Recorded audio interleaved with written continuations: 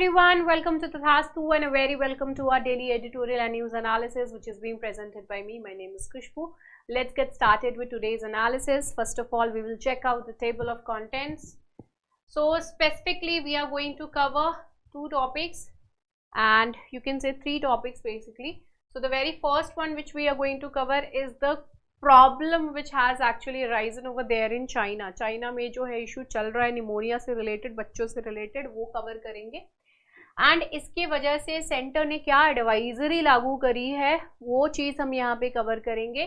फिर इसके बाद आता है बिहार ने जो है स्पेशल स्टेटस की डिमांड करी है, स्पेशल कैटेगरी स्टेटस की डिमांड करी है, तो उससे रिलेटेड कुछ इन्फॉर्मेशन है that we will be covering. Okay, so all of these are very important. Let's get started with today's analysis. But first of all, a little bit of information. Information ये है कि pre-shore आज से start हो गया है. Pre-shore जो है आज से start हो गया है and it has been started in English medium. Hindi medium के लिए आपको हिंदी माध्यम के लिए जानकारी चाहिए तो you can call on this particular number. आप इस नंबर पे कॉल करिए. And there are other courses also like CSET paper 2, GS foundation course and evening batch also. तो किसी से भी रिलेटेड कोई इन्फॉर्मेशन चाहिए you can call on this particular number. Okay, चलो let's get started with the very first article. First of all तो हम advisory देख लेते हैं कि क्या एडवाइजरी लागू करी है. लास्ट टाइम तो हमने देखा ही था कि चाइना में क्या इशू चल रहा है. ओके, तो इसमें ये चीज़ है कि सेंटर ने स्टेट गवर्नमेंट्स को कहा है कि क्लोजली मॉनिटर करिए केसेस जो कि रेस्पिरेटरी इलनेस से रिलेटेड हैं. चाइना में इशू चल रहा है related to the respiratory issues and ये जो इश्यूज हो रहे हैं these are specifically affecting children. जो बच्चे हैं उनको इम्पैक्ट कर रहा है, not the adults. And this is the reason why it is very much concern also कि हो सकता है कि ये कुछ ऐसी बीमारी हो सकती है जो कि बच्चों के ऊपर इम्पैक्ट कर रही है बट बड़ों पर नहीं. बट बड़ों पर इम्पैक्ट नहीं करने का मतलब ये है, हो सकता है कि उनके अंदर उस तरीके की कोई इम्यूनिटी डेवलप्ड है जो कि बच्चों में नहीं है. So this might be the reason why the children are actually getting affected. ये रीज़न हो सकता है जिसकी वजह से बच्चे जो है वो अफेक्टेड हो रहे हैं बहुत ज़्यादा. एंड जैसे कि हमने लास्ट डीएनए में कवर किया था कि स्पेसिफिकली जो नॉर्दर्न रीजन है चाइना का, वहाँ पे इस तरीके के केसेस हमको देखने के लिए मिल रहे हैं. ओके, तो सेंटर ने कहा है, हेल्थ मिनिस्ट्री ने ये चीज़ कही कि भाई आप जो है क्लोजली मॉनिटर कर रहे हैं. इन्फ्लुएंजा लाइक इलनेस अगर किसी में भी देखा जाता है या फिर कोई सीवियर एक्यूट रेस्पिरेटरी इलनेस आ रहा है, यानी कि ILI और SARI, ये जो दो इश्यूज दिख रहे हैं इस तरीके के. एंड स्टेट्स को इस चीज़ के लिए भी डायरेक्ट किया गया है that to send nasal and throat swabs patients with such conditions, particularly बच्चे और जो अडोलेसेंट्स हैं, बिकॉज ये 18 ईयर्स से नीचे के लोगों को काफ़ी ज़्यादा बच्चे जो है उनको इम्पैक्ट कर रहा है. इनको research, virus research and diagnostic laboratories में टेस्टिंग के लिए भेजने के लिए कहे गए हैं, जिनको थ्रोट रिलेटेड इश्यूज देखने के लिए जिनमें मिल रहे हैं. अपार्ट फ्रॉम दैट गवर्नमेंट ने ये कहा that the hospitals are suppose to ensure the availability of train hands, means जो ट्रेन लोग हों उनकी अवेलेबिलिटी अपने हॉस्पिटल में बनाए रखें. Proper hospital beds, drugs, vaccines, influenza के लिए medical oxygen, antibiotics, personal protective equipments, testing kits and reagents, functionality of oxygen plants and ventilators and infection control practices in health facilities. ये सारी चीज़ें जो है वो आप अपने पास रखिए, because if you could recall कोविड-19 का आउटब्रेक जो है वो भी चाइना से ही हुआ था. And from there only earlier, पहले तो हमने बहुत लाइटली लिया था लेकिन later on it actually spread like anything throughout the world and it actually brought the world to a standstill position. You can say एकदम से रोक दिया था पूरी दुनिया को. तो वो वैसा केस फिर से देखने के लिए नहीं मिले, इसलिए पहले से ही कह दिया गया है कि इस तरीके की अपनी तरफ से आप प्रिकॉशंस जो हैं वो लेकर के रखिए. तो यहाँ पर चल क्या रहा है चाइना में, लेट्स चेक दिस आउट. तो चाइना में जो है वो इलनेस, रेस्पिरेटरी इलनेस जो है वो काफ़ी ज़्यादा इंक्रीज हो गई हैं, and specifically when it comes to the children, and ये विंटर में हुआ है स्टार्ट। ये भी स्पेकुलेशन लगाई जा रही है from the Chinese side itself that might actually come from that might extend to that of the May और जून तक जो है ये एक्सटेंड हो सकता है। खैर, तो स्कूल में ये चीज कहा गया है कि जो बीजिंग में स्कूल्स हैं, these are reporting high levels of absenteeism, and अगर इनके स्कूल में किसी कुछ बच्चों को भी, हैंडफुल ऑफ बच्चे जो हैं उनको भी अगर इस तरह की कोई दिक्कत हो रही है तो पूरे स्कूल की छुट्टी कर दी जा रही है for a week. So what is the reason कि ये इस तरीके से बिहेव कर रहे हैं? Is there anything like COVID which is actually going to be spread all over again? What's the point over here? Apart from that, experts ये भी कह रहे हैं that it is actually indicating older individuals have some immunity to the pathogens running rampant. It means that कि जो बड़े जैसे हम लोग हैं तो हम लोगों को इम्पैक्ट नहीं कर रहा है। इट मीन्स कि हम लोगों ने उस तरीके की इम्यूनिटी डेवलप कर रखी है उस तरीके के पैथोजेन से फाइट करने की। तो it means what, that it is something which is actually specifically targeting the children जिनको इस तरीके की इम्यूनिटी है नहीं। अपार्ट फ्रॉम चिल्ड्रन, ये भी देखा जा रहा है कि हो सकता है कि जो एल्डरली हैं और प्रेग्नेंट विमेन हैं वो भी काफी ज्यादा वल्नरेबल हो सकती हैं इस पर्टिकुलर इशू को लेकर के, राइट, इस पर्टिकुलर प्रॉब्लम को लेकर के। Now here the point is that it is a outbreak और डिजीज। क्या ये आउटब्रेक है या फिर डिजीज है, ऐसा कुछ है क्या? तो एज ऑफ नाउ इसका कोई भी कंफर्मेशन नहीं देखने को मिल रहा है। चाइनीज अथॉरिटी ने कहा है that they have attributed the increase in illness to circulation of known pathogens, जैसे कि इन्फ्लुएंजा हो गया, माइकोप्लाज्मा निमोनिया हो गया, रेस्पिरेटरी सिंसाइटिकल वायरस हो गया, और सार्स कोव-2 जो है, जो कि कोविड-19 वायरस है, वो हो गया। इस तरीके की चीजों को लेकर के they are actually checking out, authority ने वहां पे कहा है। हमने लास्ट सैटरडे को ये चीज देखी थी कि WHO ने बेसिकली ये चीज को पॉइंट आउट किया था कि आपके ये इधर हो क्या रहा है, give us the complete information related to that, we want to know things related to that, what is actually happening in your country, please inform and do take care of everything in a proper way. So WHO, according to WHO, mycoplasma pneumonia जो कि एक common bacterial infection है, it actually typically affects the younger children, जो छोटे छोटे बच्चे होते हैं उनको आपने देखा होगा कि निमोनिया हो गया, छोटे छोटे बच्चे, right, and it is likely to be what is affecting most of the patients under 18. क्या ये आउटब्रेक है? तो एज ऑफ नाउ तो आउटब्रेक जैसा सिचुएशन नहीं है। चाइना का ही अगर कंडीशन हम वहाँ पे देख ले तो उन्होंने कोविड में जिस तरीके की लॉकडाउन लगाई थी उस तरीके का नहीं है। उन्होंने वहाँ पे एडवाइजरी एक तरीके से लागू कर रखी है that if something like this happens you have to take care of yourself, you have to take care of your community over there, right? So China may be repaying an immunity debt after their strict and lengthy lockdown, which must have drastically reduced the circulation of respiratory bugs and hence decrease the immunity to endemic bugs also.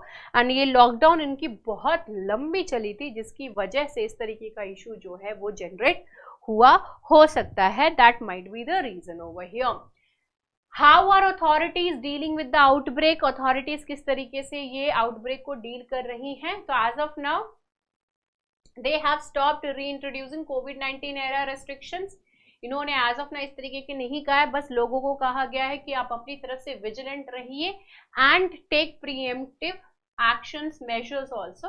Apart from that, WHO ने ये point out किया that keeping distance from people who are ill, ठीक है, उन्होंने recommend किया कि जो लोग आपको बीमार दिख रहे हैं उनसे अपना डिस्टेंस जो है वो मेंटेन करके रखिए, घर पर रहिए, अगर आप बीमार हो अपने आप को टेस्ट करवाइए, मेडिकल केयर लीजिए if it is needed, do wear mask appropriately, ensure good ventilation and regular hand wash also, which is very much important.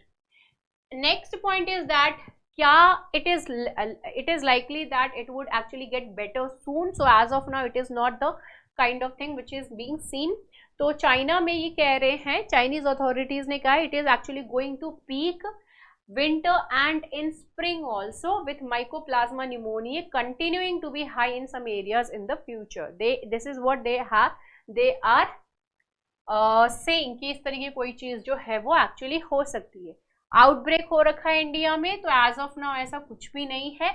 Full lockdown has not been imposed in China, and China has ramped up the testing and the surveillance. But obviously, China's spread on is very obvious. If it is something like that COVID-19, then it will definitely spread. Maximum trade जो है everywhere it is actually happening to China itself. तो obvious सी बात है कि ये होना ही है. And likely it is to be doubly cautious क्योंकि कोविड-19 के बाद बहुत सारी कंपनीज ने चाइना को क्विट कर दिया वहां से, तो ऑब्वियस सी बात है they won't like to have these things, such kind of thing happen all over again, that is very obvious, right. Mycoplasma pneumonia can be treated with the antibiotic azithromycin, so this is what it is actually being said that इसको लेकर के, but कभी भी जो है prescription के बिना अपन अपने हिसाब से कभी भी ट्रीटमेंट मत करिएगा, go to doctor, seek prescription from there itself, right. Next हमारा article, it is related to the Bihar special category status. Bihar ने जो है वो डिमांड किया है कि हमको स्पेशल कैटेगरी का स्टेटस जो है वो प्रोवाइड करिए।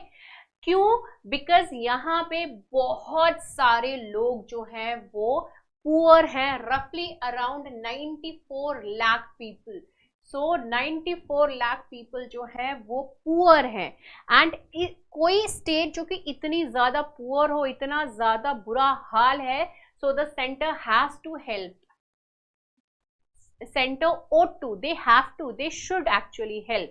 सो ये जो है नीतीश कुमार जी की तरफ से ये पॉइंट आउट किया गया है। सो ये जो स्पेशल कैटेगरी स्टेटस बिहार के लिए मांग करी गई है, तो सबसे पहले तो हम ये समझेंगे कि ये स्पेशल कैटेगरी स्टेटस जो है वो एक्चुअली होती क्या है। So it is a basically a kind of classification, ये एक तरीके का क्लासिफिकेशन है जो कि सेंटर देती है, एंड यहाँ पे एक स्पेशल असिस्टेंस रहता है from the centre side to the state, right. तो उनकी तरफ से influx of money is quite more to those type of states, उस तरीके के स्टेट्स में ज्यादा इन्फ्लक्स किया जाता है money from there end, right. So to assist the development of states that face geographical और socio economic disadvantages. Now apart from this, ये जो स्पेशल कैटेगरी स्टेटस है, इट वाज इंट्रोड्यूस्ड इन 1969। कब इंट्रोड्यूस किया गया था? 1969। किसके रिकमेंडेशन पे? तो फिफ्थ फाइनेंस कमीशन के रिकमेंडेशन पे। यहाँ पे 5 फैक्टर्स को ध्यान देने की बात करी गई थी, प्लीज इसको ध्यान में रखिएगा, prelims point of view, mains point of view, दोनों से ही इंपॉर्टेंट है। कौन से 5 फैक्टर हैं? सबसे पहले तो एक हिली एंड टेरेन एरिया इसका होना चाहिए। दूसरा पॉइंट इन्होंने यहाँ पे कहा था कि पॉपुलेशन डेंसिटी कम होनी चाहिए, या फिर sizeable share of tribal population, ठीक ठाक amount of the tribal population वहां पे होनी चाहिए। तीसरा है strategic location along the international borders, international border के हिसाब से जो इसका स्ट्रेटेजिक लोकेशन होना चाहिए। चौथा है इकोनॉमिक एंड इंफ्रास्ट्रक्चरल बैकवर्डनेस, ठीक है, इकोनॉमिकली और इंफ्रास्ट्रक्चर के हिसाब से देखें तो बैकवर्डनेस है। फिफ्थ वाला पॉइंट इसमें कहता है non viable nature of state finances, तो स्टेट फाइनेंसेस को लेकर के इशू है। तो all these 5 points are actually being kept in mind. तो 1969 में फिफ्थ फाइनेंस कमीशन ने 5 पॉइंट्स दिए थे, ठीक है। अब यहाँ पे 1969 में जम्मू कश्मीर, असम और नागालैंड को, ये 3 स्टेट्स जो हैं उनको दिया गया था स्पेशल कैटेगरी का स्टेटस। लेटर ऑन 8 और स्टेट्स को ऐड करे गए जो कि north eastern states specifically you can say, so ये अरुणाचल प्रदेश, मणिपुर, मेघालय, मिजोरम, सिक्किम, त्रिपुरा, हिमाचल प्रदेश एंड उत्तराखंड, ये सभी हैं।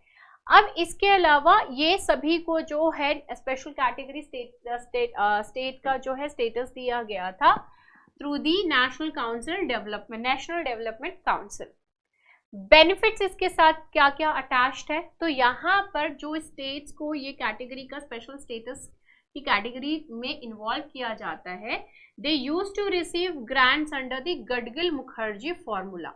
तो गडगिल मुखर्जी फॉर्मूला के हिसाब से 30% जो है, ठीक है,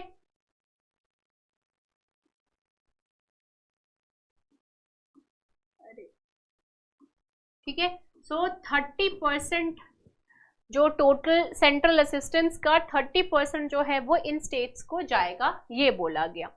लेटर ऑन प्लानिंग कमीशन को अबॉलिश कर दिया गया, वो हम सभी को पता ही है, और 14th और 15th कमीशन की रिकमेंडेशन को ये 30% से इंक्रीज कर दिया गया।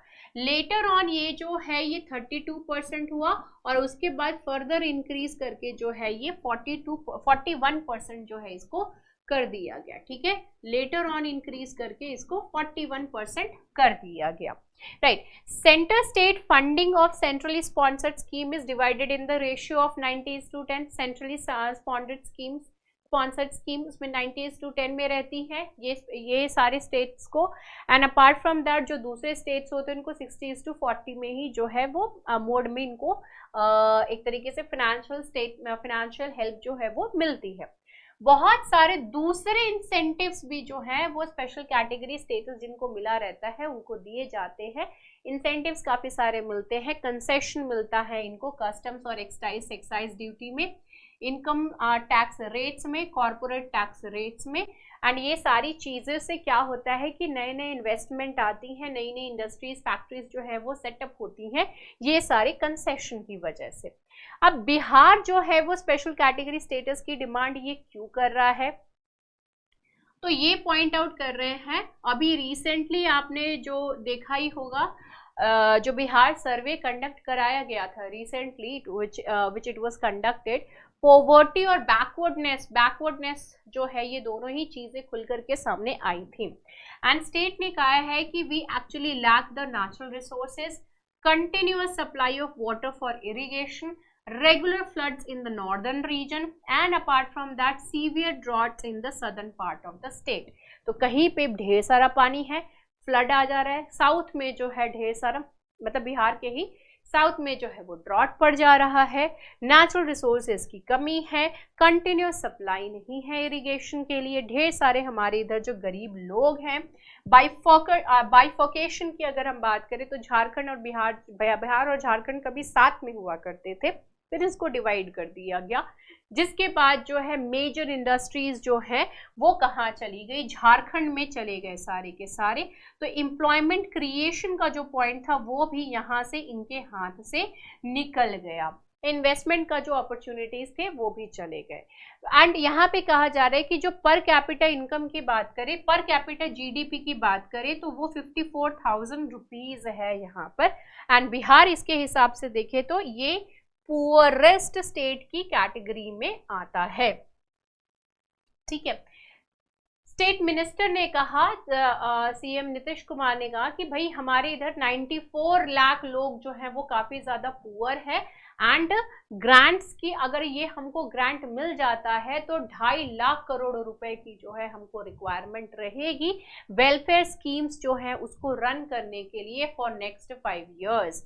5 ईयर्स से मेरे को याद आया कि जब भी चुनाव होने वाले होते हैं तो उससे पहले स्पेशल कैटेगरी स्टेटस की डिमांड जो है वो हमेशा बिहार की तरफ से बहुत ही बुलंद आवाज में आगे की तरफ बोल दी जाती है, फिर बाद में ठंडे बस्ते में चला जाता है, फिर इलेक्शन आने वाला है तो फिर से ये काफी ज्यादा पिच पकड़ रही है। नाउ ये हालांकि मिल जाना चाहिए, but the point is that यहाँ पर कुछ ऐसे पॉइंट्स हैं जो कि बिहार फुलफिल नहीं कर पा रहा है, तो वो फुलफिल नहीं करने के पीछे जो पहला रीजन है दैट इज हिली टेरेन या फिर जो है डिफिकल्ट ज्योग्राफिकल एरियाज वाला, तो ये वाला जो पॉइंट है वो यहाँ पर कवर नहीं कर पा रहा है। ओके, ये रीजन है जिसकी वजह से स्पेशल कैटेगरी स्टेटस जो है वो बिहार को नहीं मिल रही है।